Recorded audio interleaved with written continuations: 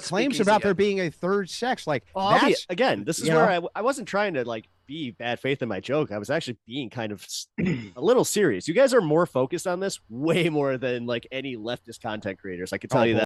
Give me a break. You would no, you like for real, man. Like, no, you made debate them, but I can Destiny. So in this clip, Andrew Wilson takes center stage and delivers a direct, no-nonsense dismantling of the idea that there are more than two genders. Andrew Wilson challenges the emotional arguments with sharp logic, factual clarity, and a healthy dose of common sense. While others try to blur biological lines with identity talk, Andrew Wilson keeps it grounded in reality. Andrew Wilson absolutely takes control of the conversation and shuts down the woke gender narrative. All right, good evening, everybody. Thank you for your patience there. We're going to get right to it. I'm your host, Ryan, and tonight we're going to be debating, are there more than two genders? And to get us started, we have Pep Talks. So thank you so much for your debut on Modern Day Debate Pep Talks, and the floor is all yours. Hey, thank you for having me. I really appreciate it. Also, shout out to Andrew for helping me take care of my little problem here. I am Pep Talks. I am a political streamer. I have more leftist views than some care to share with me, but I am very open to other people's opinions, especially on my channel. I try to engage in the best faith that I possibly can, and I'm a little too nice sometimes for my own good with my chatters. My main chatters are obviously, they're awesome, but realistically, let's see. Trans issues are pretty much my main issue, as far as if you come into my chat and you think, trans rights are not human rights, then I just kind of go, yeah, I really don't want to engage past that much further. But outside of these kind of debates, obviously. And yeah, that's really it, man. And yeah, 420 friendly. That's what I could say. So sorry, my brain is cooked COVID, so I appreciate the welcome. No worries. We might do better when we get to the open discussion, because we did just have all that teching. But yes, a big thank you to Andrew for helping us through that. It is much better to be able to see the speakers. So I'm going to hand over the rest of the time to Will. So you have up to 10 minutes on the floor. Thanks for being here. I want to share my screen. Sure thing. All right. And that is up and running, so I'll start the timer right now. How much time do I have? 10 minutes? You have 10 minutes, yes. Really? We're there. Oh, okay. All right. So, are there more than two genders? My answer is obviously yes. And spoiler alert, gender is a spectrum. Let's go ahead and get started. So, the first thing I want to address is that gender and sex is extremely easy to oversimplify, because we really want to make the world simple so we easily understand it. But some things in the world are not as simple as we want them to be. And gender and sex are one of those things. Gender and these characteristics that people have is much more nuanced and complex than just pick one of two options. So the graphic I have on the screen here is a very effective tool to understand the complexity and nuance of gender and sex and how they relate to people. So there's three different options on this, three different categories on the screen, and we're going to go through each one. So the first one is gender identity.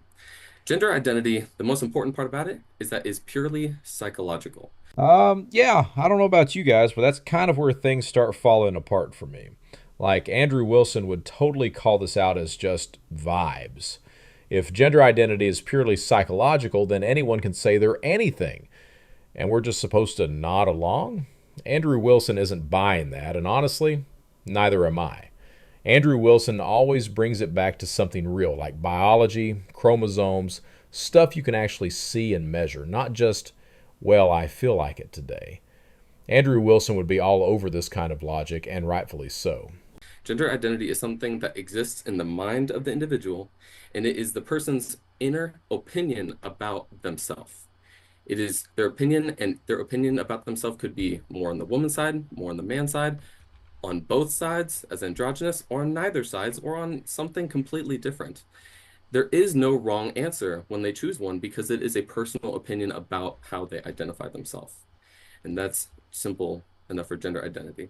Gender expression is, in fact, the outward expression and manifestation of a specific kind of gender. And this can include things like how they dress, what accessories they have, the way they talk, the way their mannerisms, and others. And a key point here is that gender expression does not need to match gender identity. They don't have to have the same one. You can have masculine women and vice versa. And then we have anatomical sex.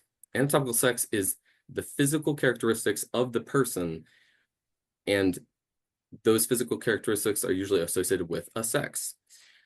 Those physical characteristics can include things like genital structure and chromosomes and hormonal makeup and bone structure. And these are not binary either. They are also on a spectrum. You can have more female physical characteristics or male or both or neither or something completely different. There is no one anatomical sex. Now, where there does come in rigid rules is sex assigned at birth. You don't have a lot of options here. You got three. You got female, male, or intersex. And this is where transgenderism comes into play. Transgenderism, well, first let's talk about the DSM-5. The DSM-5 is the Diagnostic and Statistical Manual of Mental Disorders, and it is the gold standard of psychological medicine in modern day. So it's a very reliable resource here.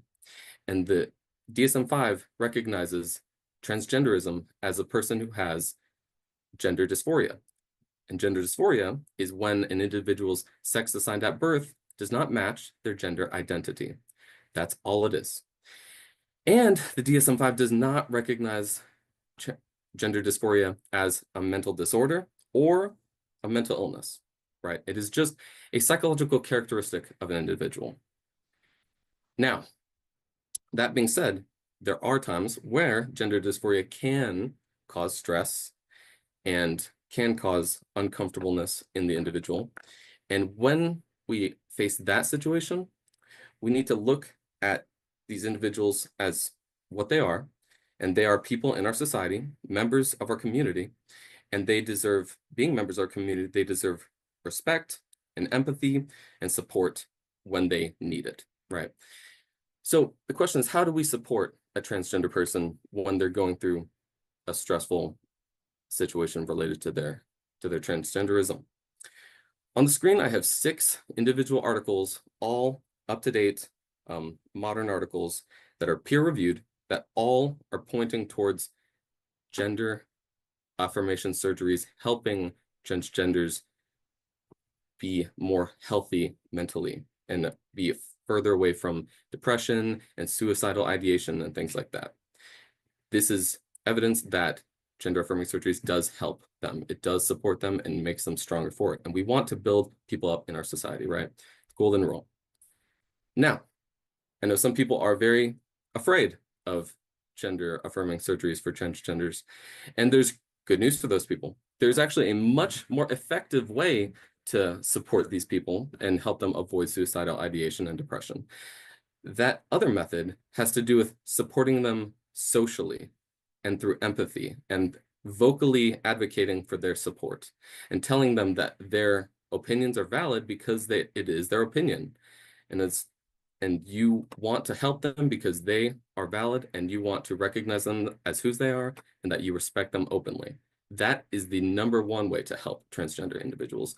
And in fact, suicidal ideation and depression isn't a symptom of gender dysphoria, right? Gender dysphoria isn't what causes those things. Suicidal ideation and depression is the result of your community rejecting you. That is what causes these mental issues in people who are transgender. When your community isolate you and tells you your opinions and your thoughts and your feelings are wrong, that is what causes the mental illness and the depression and the suicidal ideation. That is the problem, not the transgenderism themselves, not the gender dysphoria. So that's a quick summary of my argument, and I think I can wrap it up here. I hope we get into who can use the bathroom. I hope we get into sports. Who can play what sports. I hope we can get into all the gambit of different topics related to this. And I think I'll wrap it up for my time here. Appreciate you guys. All right, you got it. So we're going to hand it over to the other side and have 6 minutes on the floor per speaker. But if you haven't noticed the big, giant white billboard beside me here, DebateCon 5 is fast approaching. We're only 2 weeks away. As you can see, featuring Andrew Wilson. He's going to be doing 2 debates on that for the event, I should say. Possibly 3. Ooh. Possibly 3. Well, yes. Keep an eye out for that. We'll keep you guys in the loop. It's going to be exciting. But yeah, it sounds like you're going to be our MVP this time. This is going to be in Newark, New Jersey. So if you haven't already checked the link for the tickets below, we are fast selling out those tickets. If you know that you can't make it but you want to help us out, I do have the Indiegogo linked in the description there. Let's see if we can get past that 75%, and I'm going to share that in our chat and see if anybody else is willing to share that, since I know some of our people are live right now. I think Pep's live, maybe Andrew, I'm not sure, but let's get going. Who would like to go first, Andrew or Speak Easy? 6 minutes. Yeah, what do you think, Speaky? Do you want to go, then I go? Yeah, sure. I got a real short one, to be honest. Yeah, so just want to start off. Thank you to Modern Day Debates for the opportunity. I appreciate it. My name's Speak Easy. I go by Speak Easy on my channel. I'm a conservative commentator, a debater, a musician, and I run an open panel blood sport every Friday on my channel. It's different than this, but a lot of blood sport debates going on over there. The straightforward answer to the prompt is no. It's a completely barbaric, and it doesn't make any logical sense to even consider more than 2 genders. There's only 2 genders based off the biological facts, and that are always, that are and always have been linked to sex and used interchangeably. Humans being classified into male and female or man and woman categories according to their reproductive anatomy and chromosomal patterns. Men typically have XY chromosomes, while women typically have XX chromosomes. These chromosomal distinctions are crucial for biological processes, reproduction, hormone production, and secondary sexual characteristics. Regardless of whether the individuals have XX or XY, or there's some, I know they're going to point out the individuals with XXY or the reverse. There's only ever 2 paths a human being can form. And there's some genetic mutations I'm sure the opponents are going to love to bring up. Without this binary understanding of the definition, the definition of man and woman just becomes ambiguous. And it leads to a world where these terms mean absolutely nothing. Like, I can literally just say my opponents are women and I'm right in this chaotic worldview. They can't say no. They have to say yes. In modernity and historically, societies all around the world predominantly only recognize 2 genders. It's shaped all the legal and medical fields that we stand on today. It's the framework and foundation for all societal organization. So to wrap my part up, to recognize only 2 genders is deeply rooted in biological science, offering a clear and practical approach to understanding human identity. All right, you got it. And we'll give the other 9.5 minutes over to Andrew. So yeah, you have up to 9.5 minutes to make your case. And thanks again, Speak Easy, for your introduction. We appreciate you being here as well. But with that, we'll hand it over to you, Andrew. Thanks for coming on back to Modern Day Debate. You know how you can always tell when it's going to probably be a spicy debate is when everybody has a very wrapped up, tight opening statement because they just want to get at each other and get right in the meat of things. I always like that, right? I should bloviate for 9 minutes and waste everybody's time, though, just to be a dick. But I'm not going to. I'm not going to. I will say to Pep Talks TV, it does seem like you are paying attention, trying to be good faith. Just remember that because we have a differing view than you, that doesn't mean that we hate trans people or what, you know what I mean? That's not actually what that means. This is the rhetoric of the Democrats that if you don't believe, you hate. Yeah, so I mean, Andrew Wilson really hit the nail on the head right there. Andrew Wilson is pointing out how this emotional manipulation works. If you don't repeat the woke script, suddenly you're labeled as hateful. That's just lazy thinking. Andrew Wilson isn't playing into that nonsense. He's basically saying, hey, I don't have to co-sign everything you believe, just to prove I'm a good person. And honestly, more people need to say that out loud the way Andrew Wilson just did. So claims about there being a third sex, like again, this is where I wasn't trying to like be bad faith in my joke. I was actually being kind of a little serious. You guys are more focused on this way more than like any leftist content creators. I can tell you bullshit. That right. Give me a break. You would no, you like for real, list man. of Like no, you made you made debate Raj, them, but I can Destiny, Demon Mall. I mean, dude, I can literally name so many content creators who are obsessed with it. You're using three people that have literally been ostracized by the leftist community. So yeah, after watching this whole thing, it's super clear. Andrew Wilson isn't here to play nice with false ideas. Andrew Wilson came in with confidence, logic, and just enough sarcasm to keep it real. He cut through the woke fog and reminded everyone that biology still matters and facts don't care about your feelings. Whether people liked it or not, Andrew Wilson walked into this debate and completely owned it.